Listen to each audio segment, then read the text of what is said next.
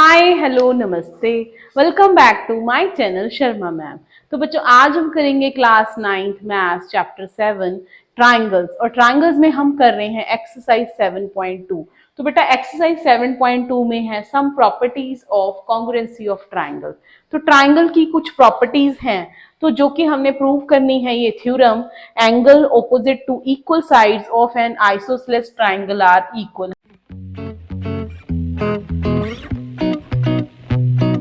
हमें गिवन है कि जो इक्वल साइड्स हैं ट्राइंगल की, उनके जो ऑपोजिट एंगल्स होते हैं वो भी इक्वल होते हैं। तो ये हमने प्रूव करना है। तो उसके लिए बेटा हमें एक आइसोसेलेस ट्राइंगल चाहिए। तो ड्रॉ कर लेते हैं isosceles triangle A B C, जहां पर ए सी ए बी के इक्वल है और हमने प्रूव करना है कि एंगल बी सी के इक्वल है। तो सबसे पहले डायग्राम हमने ड्रॉ कर दिया है।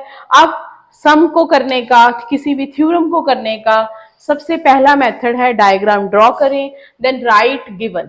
सबसे पहले गिवन लिखेंगे। गिवन में हम लिख देंगे in triangle A B C we have given A B is equal to A C, और हमने प्रूफ क्या करना है, yes angle B is equal to angle C. और कंस्ट्रक्शन भी लेंगे बेटा। यहाँ कंस्ट्रक्शन होता क्या है, कंस्ट्रक्शन कुछ भी जो हम अपनी तरफ से इस रिजल्ट को प्रूव करने के लिए यूज करेंगे। From A we will draw a bisector to angle A. Angle A का एक बाइसेक्टर ले लेंगे, ठीक है। तो we will from A draw a bisector AD of angle A. इसका क्या मतलब हुआ कि एंगल 1 एंगल 2 के इक्वल हो गया, ठीक है। अब प्रूफ लिखते हैं। प्रूफ में बेटा हमारे सामने दो ट्राइंगल्स आ गई, BAD एंड CAD। तो इन ट्राइंगल BAD हम इन दोनों को कॉन्ग्रुएंट प्रूफ कर देंगे, and triangle CAD AB is equal to AC, this was given. Secondly AD common, AD is equal to AD common. उसके बाद हमारे पास यहां पर आ जाएगा थर्ड वन, AD कॉमन हो गया, AB AC के इक्वल हो गया। थर्ड वन क्राइटेरिया आ जाएगा angle 1 is equal to angle 2 from construction.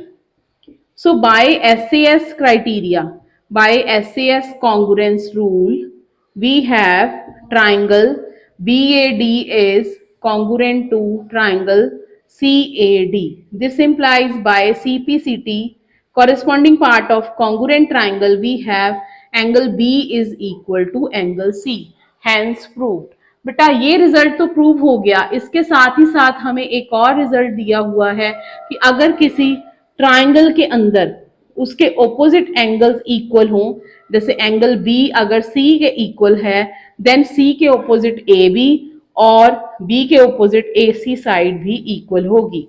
तो equal opposite angles have equal opposite sides and equal sides have equal opposite angles। तो ये रिजल्ट हम इस एक्सरसाइज में यूज करेंगे, और ये थ्योरम भी बहुत बहुत इंपॉर्टेंट है। आपके सिलेबस में मेंशन है कि आपने इसका प्रूफ करना है for CBSE exam. So please like, share and subscribe our channel.